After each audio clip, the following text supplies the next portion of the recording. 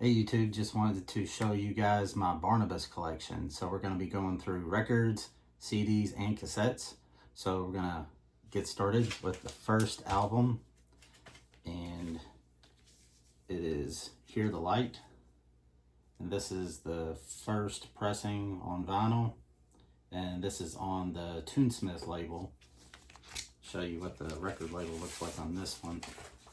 And there's a variant on this one of a different, has a different cover when it's on a different label. So there's that. You can see it's on the Toonsmith label. And then show you what the back of the cover looks like. Right there. I always like that picture there. But yeah, this first album came out in 1980. And it's got like a really good classic rock sound to it. And, you know, it's got, I don't know, just different styles mixed on it. It's not just one style through the whole album. You know, there's some heavy songs on there, and then there's like some good mellow acoustic stuff on there too. But lead singer Nancy Jo Mann, on some of these songs, her voice has like a Pat Benatar sound to it, if you're into that style of rock music. And so that was the first pressing of the first album. And then there it is on cassette. And then we're going to look at the CD of it.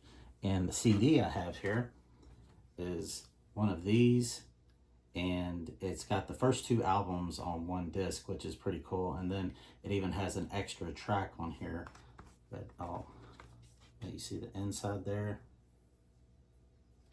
and then there's the back. So the extra track that it came with is the song Nicodemus, and what that's from is 1979 when they put out a 7-inch single. It just had two tracks, and I think it was Directory Assistance and Nicodemus. I think those were the two tracks. But the very first track on this album is called Savior, and that album, or that song, just really grabs you. It's really heavy. And then songs like Directory Assistance, that's a good one. But yeah, there's another one on here that's called No More Blues, and that's a good blues song. It's kind of funny, it's called No More Blues. But yeah, this one is not in print anymore, but they have reissued these one disc at a time that you can get. But I thought this one was cool because I believe this was the first time it was ever put on CD, and it's a M8 release, I guess M8 Records, and it has the extra song Nicodemus on here. And I think as far as the CD goes, I think this is the only way that you can get that song, so if you can find that one. Then kind of staying on the same album but jumping ahead just a bit, later they ended up off of Toonsmith Records and ended up signed on Light Records, and they re-released the first album, Hear the Light, and they changed the cover to this. And there's the back cover, and then you can see it's got the Light record label. But yeah, I just thought it was kind of cool. I've heard that, I don't know, it was remastered. I don't know. I think I seen that on Discogs. It has this one labeled as remastered or something, but awfully early to have been a remaster, so I don't know if it's actually remastered or not, but it's in the collection, so I like having different variants. And going on to the next album is Find Your Heart a Home. I'm going to take these out of the plastic, get a little less glare. So there is the first pressing on Toonsmith Records, original cover. Picture of the band on the back. You can see they've changed their lineup, and it looks like they added a person to the band here. So I guess they had two guitar players on this album. So you always had Nancy Jo Mann on vocals, and then her husband on bass. And then I think the drummer's name was Klingsmith. Chris Klingsmith, I think was it. Then there is the record label, so you can see that. Then I'll show you my cassette of it. So there's the original cassette on Tunesmith. And the tape itself is a little rough. I guess the label must have been coming off at some point. Somebody put some tape on it, but hey, it's still here. It's a piece of music history. Then there was the one released on Light Records with the different cover, which I haven't got to show you on vinyl yet, but that's what it looks like. And there's the cassette on that one. Now I will show you the vinyl with the updated cover on Light Records. So there's that. Definitely had a more, I don't know, modern look going into the 80s with this kind of cover.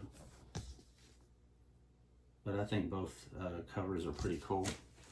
I like having different covers, different labels, stuff like that. Now going into their third album, which is pretty much everybody's favorite Barnabas record, is Approaching Light Speed. And this album is a monster. It's a beast. So like the first two albums, they had more of a classic rock sound. And then going into this one, Approaching Light Speed, this is a sealed copy. So it's got a glare, but I can't do nothing about it because I'm not taking the shrink wrap off of it. And there's the back cover. But yeah, this album, Approaching Light Speed, this one, I believe, came out in 1983, and it's got songs like, it's got No Freedom, Storm Clouds, that one's killer.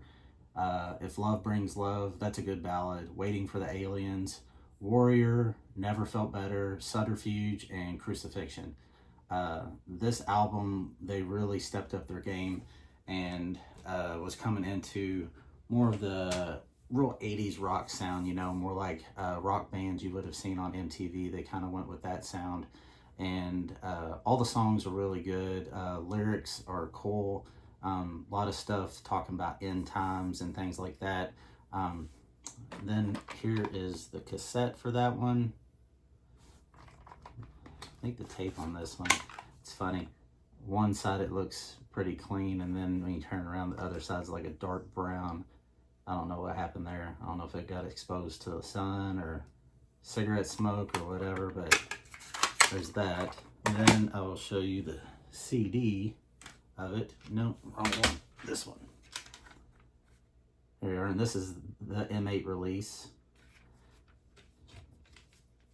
There's that.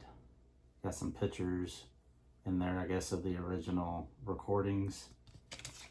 And this one is cool because it also came with a bonus track, the song All Alone, but this is a previous unreleased track, so I guess this was like a demo version of it.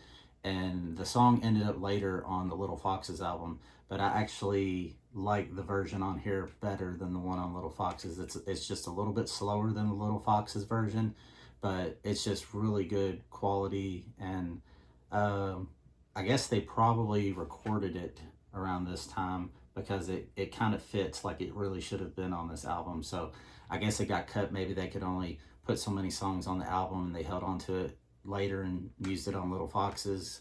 But yeah, that's what I've got on that album. Then coming up, 1984 is Feel the Fire. It's one of them sticky type covers. There's that cover. That's a cool album cover. And this is a great album too. This one is right up there with Approaching Light Speed. I mean, it's just 1 year later. But it's good and heavy. Guitar tracks are killer. That's the inner sleeve. I thought it was cool because I had a picture of the band there. I'll show you the record label. And of course they were still on Light Records. I believe they stayed with Light Records till the end. And then they had to finish up and get that last album, Little Foxes, out, I think because they were under contract with so many albums. And here is the cassette on this one for Feel the Fire. Let's see the tape on this one. I like that one. I like how each hole has like a little square cut out around it. Kind of fancy. Then here is the CD for that one. And this one is like a double disc. It also has little foxes on it. So when you open it up, it's got the other album cover inside, picture of the band on the disc. And this is supposed to be like a CD-ROM interactive disc. I haven't put it in the computer to see what it does. There's the back with all the tracks. But yeah, this one I believe was also I think it was an M8 release. I could be wrong. I can't really see. I don't have my readers on, so I don't know what that says on it. But yeah, I think this was the first time it was put on CD. And so that's all for Feel the Fire. Now we're going to go on to the last album, which is Little Foxes. Get this out of the plastic. There's that cover. There's the cover with the band on the back. Yeah, so Gary Mann is the bassist. So it was husband and wife, Nancy Jo Mann and Gary Mann. And then you had Brian Ballou on guitar just shredding it. And Chris Klingensmith, that was it, not Klingsmith, Klingensmith on drums. But yeah, they were a tight band. It was a great era for music. Good 80s rock music, hard rock music. And wish they would have lasted longer as a band. Wish there was like some reunions or something, but I don't know their life story, so I don't know what's up with that. There's the label, and you've already seen the CD because it was the double with Feel the Fire. And on the cassette, here's the cassette. And what was funny, I bought this one off of eBay a while back, and it was still sealed, and I don't know what the deal was. The shrink wrap on it was really questionable, but whenever it showed up, the cassette looked a little bit rough. I think inside, I don't know if it's got some kind of mold in there on the cassette, but it looks dirty in there. And then the pad underneath was unglued, so I had to glue the pad back in it. I haven't played it since, but you know, it's just cool to have in the collection. I'd really like to get the Canadian cassettes of all these because I don't know, the covers look a little different, and I like Canadian cassettes. But yeah, that's my Barnabas collection as to date. I don't have the 45 with Nicodemus and directory assistance on it. I'd like to get that one day. Maybe one day I'll come up on it. But thanks for looking at my Barnabas collection. God bless.